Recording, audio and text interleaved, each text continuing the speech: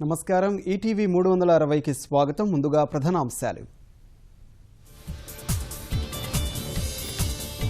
ఉరి సెక్టార్లో చొరబాటుకు విఫల యత్నం, 10 మంది ఉగ్రవాదులను మట్టుబెట్టిన సైన్యం.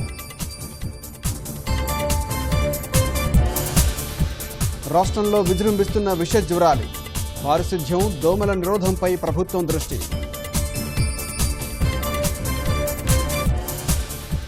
రేపు ఢిల్లీలో అపెక్స్ కౌన్సిల్ కీలక సమావేశం, జల పంపిణీపై వాదనలకు పదును పెడుతున్న సీఎం.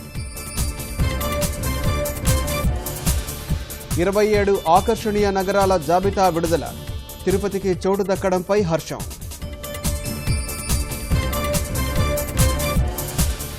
తుని విధ్వంసంపై సిఐడి లోతైన దర్యాప్తు, 7.5 గంటల పాటు భూమన విచారణ.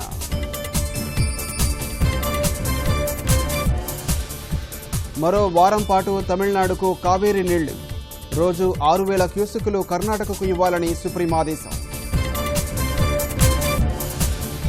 తెలుగు రాష్ట్రాలకు వర్ష సూచన, పశ్చిమ మధ్య బంగాళాఖాతంలో ఉపరితల ఆవర్తనం.